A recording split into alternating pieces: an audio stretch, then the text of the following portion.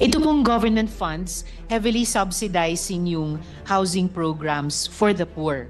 Kaya in the magnitude of billions of pesos. Yun namang pong disenyong... Sabi mo, wala sa budget eh. Isusingit pa lang sa budget pero ang priority would be the condominium. Mr. President, the target market is the poor and the homeless, di ba? Of the should. It's not the middle class.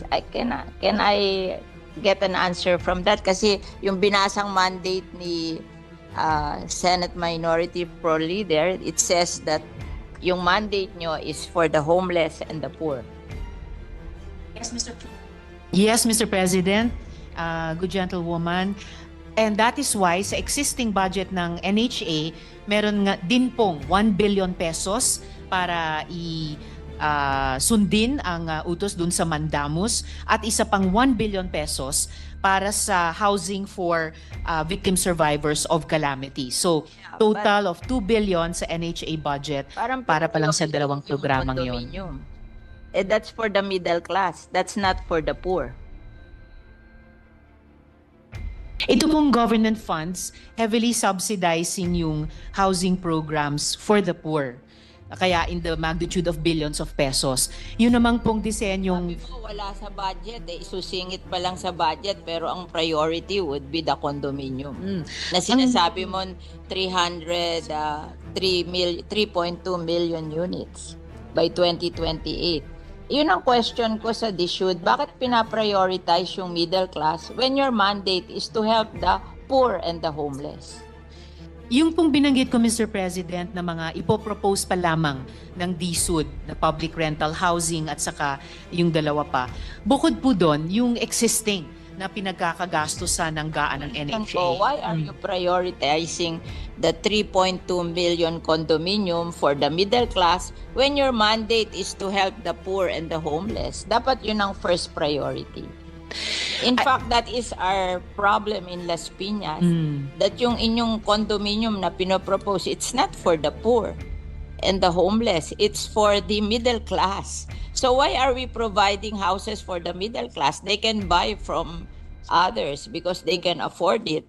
Our priority should be the poor and the homeless. Kasi sa amin, sa Las Piñas, maraming poor and homeless na informal settler. That should be the priority, how to give them houses. Before kasi, yung aming CNP program, we're just giving land to the poor and the homeless. And they will try to save money to build their homes, better homes in the future. And ang amortization lang nun, 500 pesos a month. So they can afford it. The poor and the homeless, they can afford it. Even the tricycle driver and the mga nagtitinda sa palengke. But now, they are prioritizing condominium. Ang condominium, mahal. It's for the middle class. It's not for the poor. Tapos paaalisin nila doon sa lupa yung poor, lalagyan nila ng condominium. Saan nila dadalhin yung poor? That's our experience in Las Piñas. So I'm telling the Secretary what is our experience in Las Piñas. Yes, Mr. President.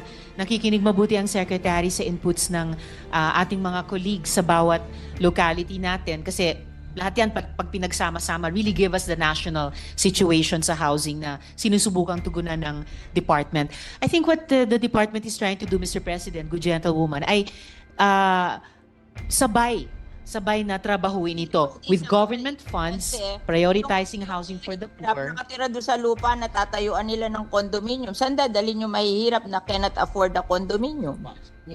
Mr. President, kahit sa condominium, sinasabi nga po ng DSUD na pati ang condominium ay for the poor as long as may interest subsidy. So sinusubukan po ng department mag-innovate sa mga programa. Hindi daw po, Mr. President, but I'll get the updated figure on that. Ang pinopromote nila, 4,000 a month. Mr. President, what I'm hearing here is it is 2,600 a month, so not 4,000 pesos. Can afford 2,600 a month when they're earning only below 500 a day. Kasi ang pino-question ko is yung yung model na condominium. Mahal ang condominium eh. So, it's not for the poor and the homeless. So, Mr. President, sa ini-evolve na programang 4PH ng department, bukod pa po dun sa pinag-uusapan natin kaninang government subsidy, may nauna ng proposal na interest subsidy para dun po sa mga mahihirap na mag-elect tumira dun sa mga condominium na yon or mga medium rise na iyon. At meron din pong proposed na amortization subsidy in partnership sa LGUs. Kasi ang amortization, pag lupa lang ang binigay mo, 500 pesos a month. Iyan ang experience namin sa Las Piñas. Now, pag condominium, magkano? Ang proposal po sa ngayon dun sa amortization subsidy in partnership sa LGU ay 1,500 pesos a month. 1,500 pesos. So, ang ina-announce sa amin, 4,000 a month. Okay. This is amortization subsidy. Amortization po na yan. Ito yung base pa lang. Base pa lang ito. Wala pa yung Per month yun, ano? subsidized na Kasi pagka nag-check na yung LGU. 1,000. I just want the should to reconsider their condominium concept for the poor. Kasi parang hindi kaya ng mga mahihirap sa amin. Paalisin sila doon sa lupa na tinitirhan nila, tatayuan ng condominium, hindi naman nila kaya yung condominium, where will they go? Tama. Hindi sila beneficiary. That is what will happen. Oh. Whereas if yung lupa dinivide sa kanila, 500 a month lang. Oh, mas safe yun. Bakit tatayuan ng kondo? Mr. President, ang sinasabi po ng Secretary ay kahit dun sa mga lupa na sa ngayon tinitirhan ng mga informal settlers, kung dun din magtatayo ng mga halimbawa medium-rise condominium, sila rin mismo ang titira doon. So it's in Hindi nga nila obedience pa rin. ma-afford That's where this comes in, Mr. President, na eh. yun yung... That's the problem. Yun po. Why will you insist on building them condominiums when you can distribute the land to them 500 a month lang? Ang babayaran nila. Why will you insist on building condominium? Dahil kikita ka doon sa contractor ng condominium na may porsyento ka doon, kaya pinag-i-insist mo yung condominium.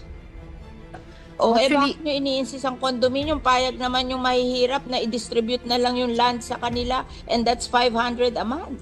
Mr. President, kung naalala po ng Good Gentlewoman last year, sinimulan na nating i-advocate dito sa floor na to at nagbukas ang DSUD doon na yung dinedevelop nila noong 4PH program, wala pa po yung usapin ng government guarantee, ay maging bukas na i-implement in tandem sa mga proven na programa na sinusuportahan natin tulad ng CMP. Promoting that and I don't think that's practical. That's why I'm questioning you para mag-isip kayo uli kung tama yung ginagawa nyo kasi nakalagay sa mandate nyo to help the poor and the homeless. But the poor and the homeless cannot afford the condominium. Why not distribute the land under the community mortgage program na 500 a month lang ang ano nila? Ba't ayaw nyo nun? Katulad namin, itong inyong NHA, ay some of the people na homeless sa amin along the River Drive na hindi naman pwedeng ibigay sa kanila yung easement ng ilog. They are being relocated to Naik. Ang ano doon, no down payment, 700 ang hulog, townhouse. O mas better pa yon kesa magtayo ka ng condominium sa Las Piñas tapos hindi naman ma-afford ng mga tao. Saan mo dadalhin yung mga tao? O paaalisin nyo doon sa lupa, tatayuan nyo ng kondo. Saan nyo dadalhin yung hindi kayang magbayad sa kondo? O, di homeless na naman yon. Hindi ba unfair sa kanila? Pinaalis mo doon sa lupa na tinatayuan nila, tatayuan mo ng kondo, tapos ibibigay mo sa middle class, tapos yung mga mahihirap, wala na naman bahay. You have to reconsider what you're doing. I think it's wrong. Yes, Mr. President. I think sa tulong ng Senado, dito sa mga budget plenaries natin, isusulong natin yon. Hindi lang yung reconsideration, pero yung redesigning din mismo ng 4PH program. I think we have done the community mortgage program in Yes. Piñas for I think 30 years, and it's very successful. We just give them the land. They don't want the condominium. They just want to have a land to build their houses on. And if they cannot build nice houses today, they'll just try to earn so that in the future they can build houses in the land. But what they want is the land, that they will not be hindi sila magigibado sa land where they are staying now, and they're willing to pay for the land. Why don't we do that? Why do we have to build condominiums on their lands which they cannot afford? Yes, Mr. President. If I may, I think napakalawak ng suporta nating mga senador sa CMP, for example. And dahil paulit-ulit natin ini-impress yun sa DSUD, kaya rin makikita po natin historically sa budget na nire-request nila sa GAA, ang lakas po ng hinihinging suporta para sana halimbawa sa CMP. Pero kakaunti lang po ang actually na naibibigay mula sa DBM hanggang sa final na GAA. Halimbawa po mula 2016, nag-propose ng funding ng, this is 1 billion, right?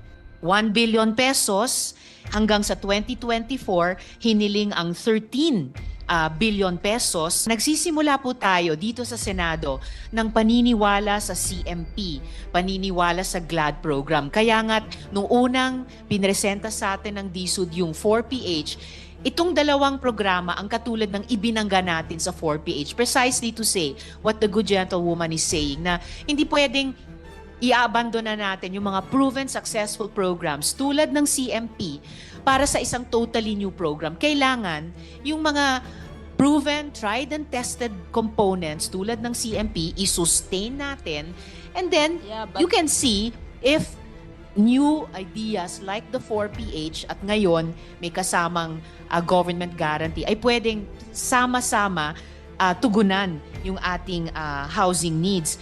Ganon din po ang nagiging karanasan historically. If we have land there, Ano po? and they can buy the land and distribute it to the poor, why will we have to build condominium which they cannot afford? Just Opo. give them the land.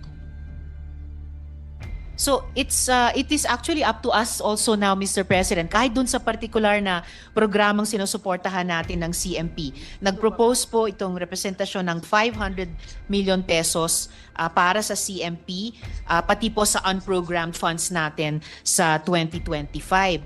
Ang historically din po sa budget na hinihingi ng DSUD at key shelter agencies pero aktual na ibinibigay ng DBM, halimbawa sa SHAFC, historically humingi po tayo para sa kanila ng 14.8 billion pesos pero 121 million pesos lamang po ang naibigay. But we are not abandoning kahit alin sa mga Gagamitin mo sa condominium kung yung land lang na murang-mura hindi mo magawa. Anong model yun sa condominium?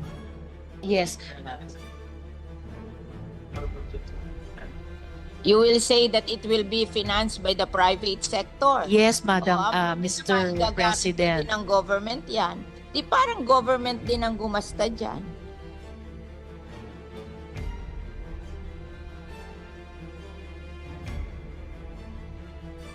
Kasi kami, in Las Piñas, we're very successful sa CMP program. The poor can afford that. Why are we abandoning it that gusto natin tayuan ng condominium when it's more affordable for the poor? Mr. President, if I may make a few more points of record para lang makompleto din itong discussion namin ng good gentlewoman. Ang priority po ng DSUD kasi hindi yung lupa lang. Gusto ng Secretary ay pag bumili ng lupa, magtatayo din po ng bahay in various forms. Yung forms na gusto natin sa CMP, sa GLAD program ng SHAFC, and ang tinetest natin ay kung pwedeng i-complement yan nitong 4PH na may government guarantee. Condominium kung kanila. Kaso kukunin nila yung lupa ng mga informal settler. Tatayuan nila ng condominium. Where will the informal settler go. Pero They that- cannot afford the condominium. Paaalisin nila doon, saan nila hindi dadalhin? po. Hindi po pa. Ganun na ang pinopromote sa amin eh. This is on the ground. Kaya ako nagsasalita, I'm hearing it in the ground. Napaalisin sila dahil pinangangakuan sila ng condominium. Tapos tinanong ko, how will you pay for the condominium? Ang sabi nyo, mag-uutang sa Pag-ibig. Pag hindi sila napasa sa Pag-ibig, hindi sila pwedeng bumili ng condominium. O where will they go? Mr. Secretary, may problema po tayo sa Las Piñas kasi what I'm trying to show here is pag kinumbine po natin yung mga tried and tested na housing programs natin tulad ng CMP, tulad ng GLAD, plus itong 4PH na isinusulong natin with government guarantee, masasagot yung housing backlog natin, pati sa mahihirap, pati partikular sa Las Piñas. So, The paano po condominium natin will not solve the tutugunan yung problem of the problema? poor. They cannot afford the condominium. I'm telling you. Kasi I know how to build condominium, so I know that they cannot afford that. Ang ayoko lang naman, mawalan sila ng opportunity to have land. O kung hindi nila kaya ang condominium, give them the opportunity to own the land and let them build houses in the future. Yun namang kanilang houses, meron silang houses, ililipat lang nila doon sa lupa na allocated for them. We have seen it. Actually, Mr. Houses are 4 stories kasi dahan-dahan nila 30 years, dahan-dahan nilang binild. Precisely, Mr. President. Yes, Mr. President. Yung sinasabi po ng gentlewoman, yun po yung pinupuntahan ko, na given yung best practice natin sa CMP, yung best practices ng ibang mga informal settler community sa GLAD, na pwedeng mag-combine yon dun sa components ng 4PH, na ito nga, gaya ng sinabi nyo, over time, naging 4-story. So, yun po ay consistent dun sa mid-rise na condominium na sinasabi na I hear the good gentlewoman, Mr. 500 President. pesos for the land. That they can afford. O later on, magsisave sila. Pag lumaki ang anak nila, nakakasave sila, then slowly they build their homes there on the land. But ang sinasabi ko, don't deprive them of the land because you want to build condominium. Yes, Mr. President. For the condominium. Opo, gaya ng nabanggit ko po kanina sa Good Gentlewoman, ang konsepto po ng department sa 4PH and with government guarantee ay yung mismong informal settlers na nandun sa isang lupa. Sila ko qualify eh. Kasi wala silang income na gano'n that can afford to pay for the amortization of the condominium. Let's be practical. They cannot afford that. Mga ano lang yan tricycle driver. Mga nagtitinda sa palengke. Hindi naman everyday continuous ang income nila. Wala naman magsa-certify sa income nila, napapasa sa Pag-ibig. Alam mo, kung mag-process sa Pag-ibig, there should be a certification of your income. Who will certify for the tricycle driver and the nagtitinda sa palengke? Mr. President. Kami rin, nagpo-process kami sa Pag-ibig. Kami nga, nagda-down pa sa amin ng ang laki-laki, bumabagsak pa rin sa Pag-ibig. Nire-refund namin yung down payment kasi they cannot qualify.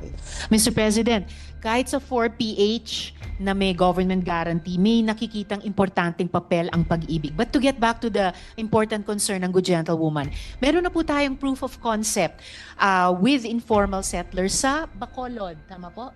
Sa Bacolod. So, I hear what the Good Gentlewoman is saying, yung problema sa Las Piñas. When there are no homeless or poor people there. Here in Las Piñas, they will remove the homeless and the poor people to build the condominium. Where will the poor and the homeless go? Yung mandate nyo is for the homeless and the poor. Yes, Mr. President, Good Gentlewoman. And that is why sa existing budget ng NHA, meron nga din pong 1 billion pesos para sundin ang utos dun sa Mandamus at isa pang 1 billion pesos para sa housing for victim survivors of calamity. So, total of 2 billion sa NHA budget para pa lang sa dalawang programang yon. That's for the middle class. That's not for the poor. Ito pong government funds heavily subsidizing yung housing programs for the poor. Kaya in the magnitude of billions of pesos. Yun namang pong disenyong Sabi mo, wala sa budget eh. Isusingit pa lang sa budget pero ang priority would be the condominium. Na sinasabi mo 3.2 million units by 2028. Yun ang question ko sa DSUD. Bakit pinaprioritize yung middle class when your mandate is to help the poor and the homeless? yung pong binanggit ko, Mr. President, na mga ipopropose pa lamang ng DSUD, na public rental housing at saka yung dalawa pa. Bukod po doon, yung existing na pinagkakagastusan ng gaan ng NHA. Why are you prioritizing the 3.2 million condominium for the middle class when your mandate is to help the poor and the homeless? Dapat yun ang first priority. In fact, that is our problem in Las Piñas. That yung inyong condominium na pinopropose, it's not for the poor and the homeless. It's for the middle class. So why are we providing houses for the middle class? They can buy from others because they can afford it. Our priority should be the poor and the homeless. Kasi sa amin, sa Las Piñas, maraming poor and homeless na informal settler. That should be the priority, how to give them houses. Before kasi, yung aming CNP program, we're just giving land to the poor and the homeless. And they will try to save money to build their homes, better homes in the future. And ang amortization lang noon, 500 pesos a month. So they can afford it. The poor and the homeless, they can afford it. Even the tricycle driver and the mga nagtitinda sa palengke. But now, they are prioritizing condominium. Ang condominium, mahal. It's for the middle class. It's not for the poor.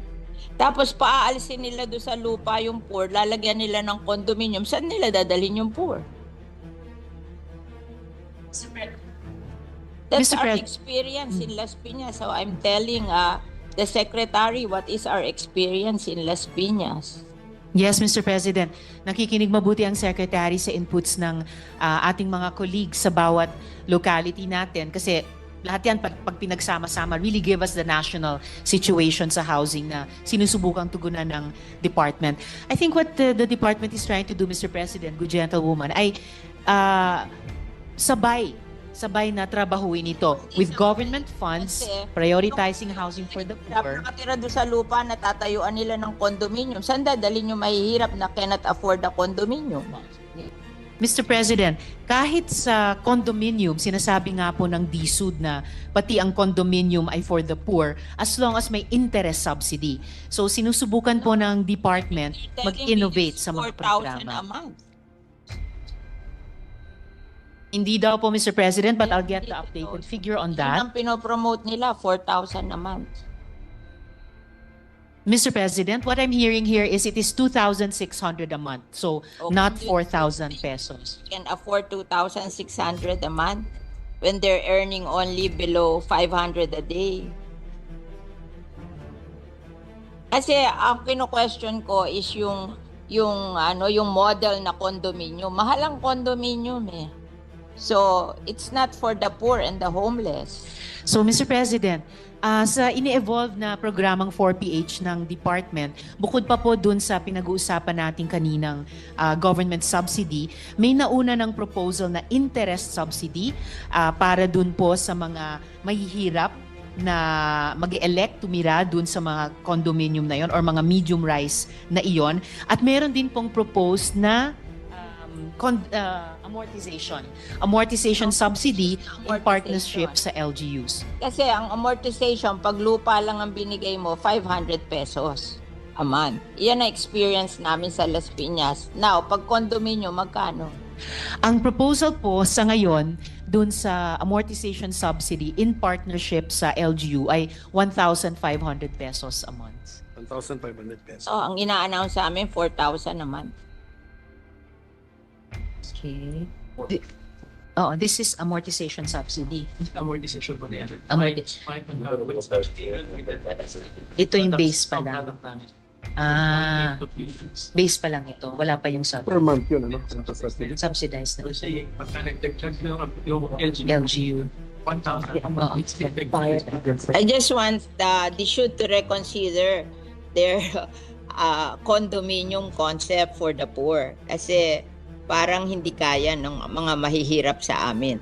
Paalisin sila doon sa lupa na tinitirhan nila, tatayuan ng condominium, hindi naman nila kaya yung condominium, where will they go? Tama. Hindi sila beneficiary. That is what will happen. Oh. Whereas if yung lupa dinivide sa kanila 500 a month lang. Oh, mas safe 'yon. Bakit tatayuan ng kondo? Mr. President, ang sinasabi po ng Secretary ay kahit dun sa mga lupa na sa ngayon tinitirhan ng mga informal settlers, kung dun din magtatayo ng mga halimbawa medium-rise condominium, sila rin mismo ang titira doon. So it's in Hindi nga nila obedience pa rin. ma-afford eh. That's where this comes in, Mr. President, na Afford eh. yun That's yung the problem. yun po. Why will you insist on building them condominiums when you can distribute the land to them 500 a month lang?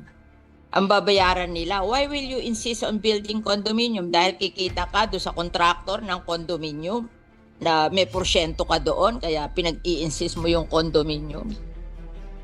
O Actually, bakit nyo ini-insist ang condominium? Payag naman yung mahihirap na i-distribute na lang yung land sa kanila, and that's 500 a month.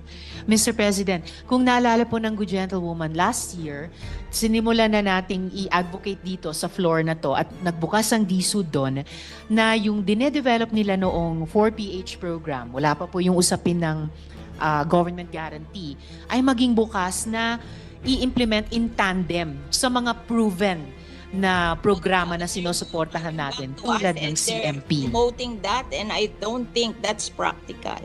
That's why I'm questioning you para mag-isip kayo uli kung tama yung ginagawa nyo, kasi nakalagay sa mandate nyo to help the poor and the homeless.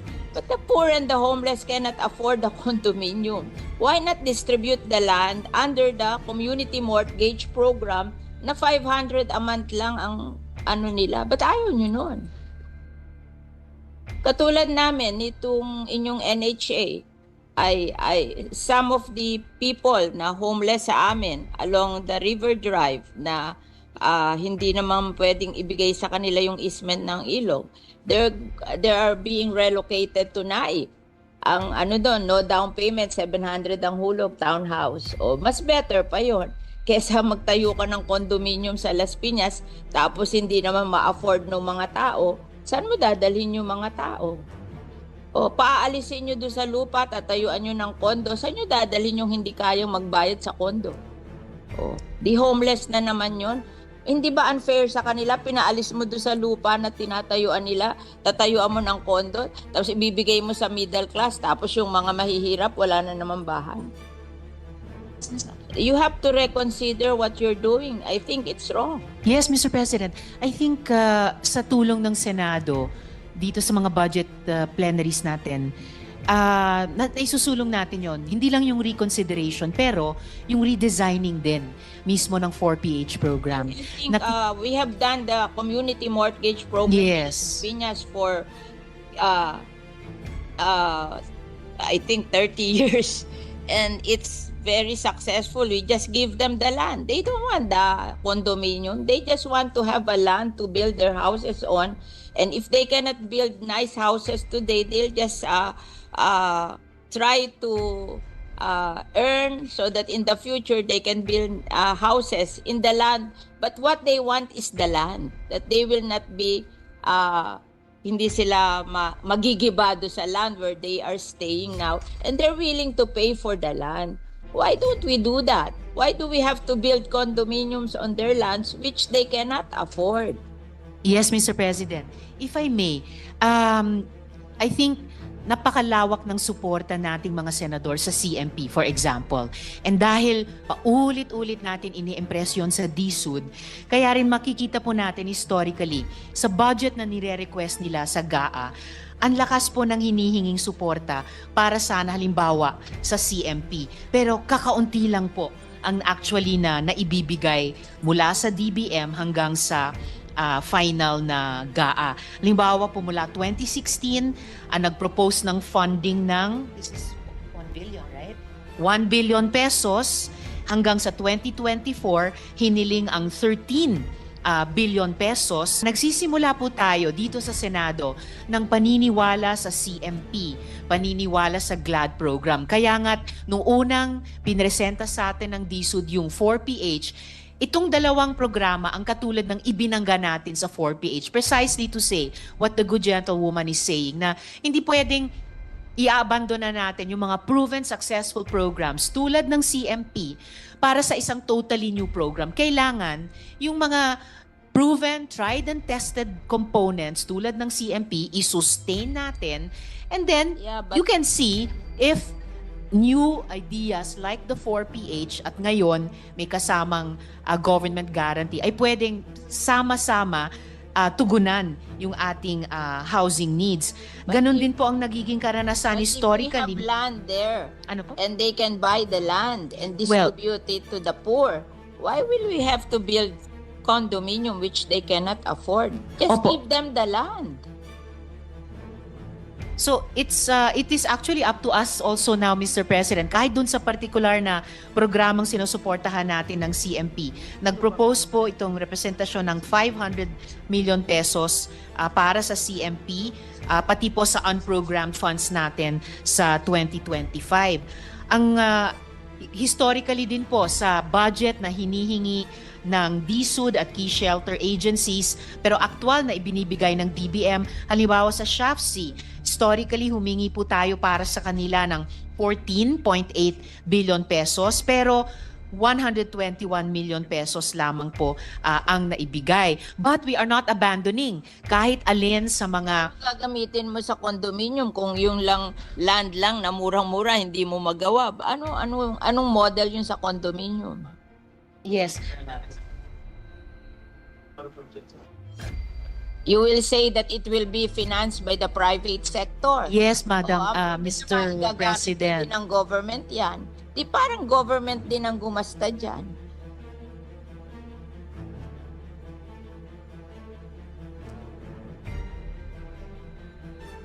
Kasi kami, in Las Piñas, we're very successful sa CMP program.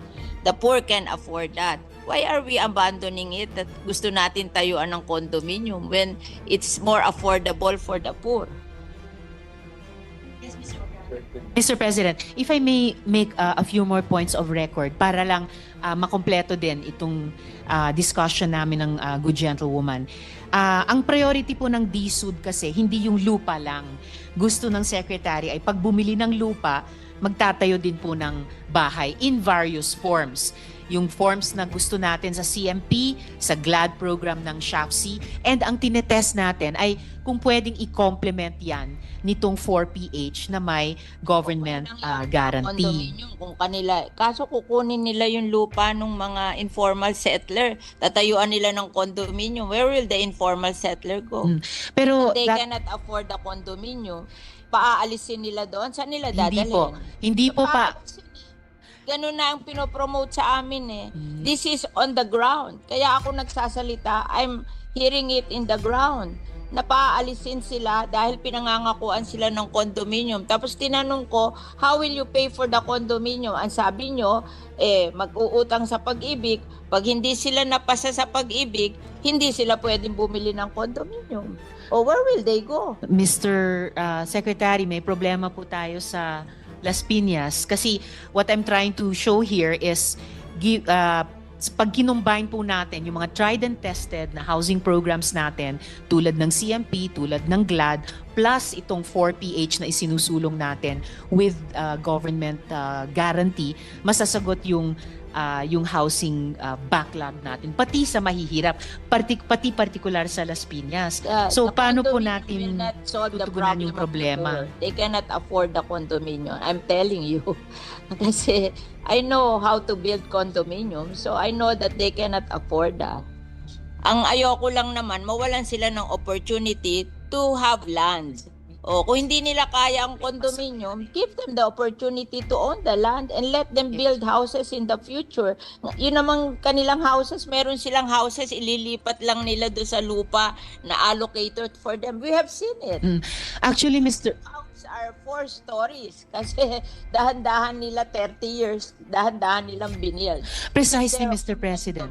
Yes, Mr. President. Yung sinasabi po ng gentlewoman, yun po yung pinupuntahan ko, na given yung best practice natin sa CMP, yung best practices ng ibang mga informal settler community sa GLAD, na pwedeng mag-combine yun dun sa components ng 4PH, na ito nga, gaya ng sinabi nyo, over time, naging 4-story. So, yun po ay consistent dun sa mid-rise na condominium na sinasabi na, I hear the good gentlewoman, Mr. 500 President. pesos for the land. That they can afford. O later on, magsisave sila. Pag lumaki ang anak nila, nakakasave sila, then slowly they build their homes there on the land.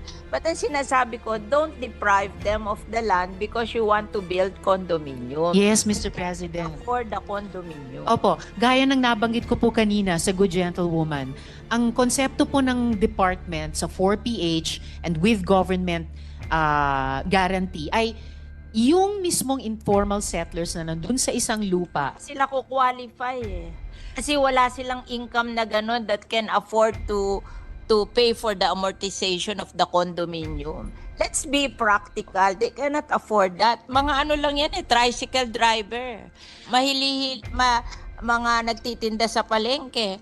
Hindi naman everyday continuous ang income nila. Wala naman magsa-certify sa income nila, napapasa sa pag-ibig. Alam kung mag-process sa pag-ibig, there should be a certification of your income. Who will certify for the tricycle driver and the nagtitinda sa palengke? Mr. President. Kami rin, nagpo-process kami sa pag-ibig. Kami nga, nagda-down pa sa amin ng ang laki-laki, bumabagsak pa rin sa pag-ibig. Nire-refund namin yung down payment kasi they cannot qualify.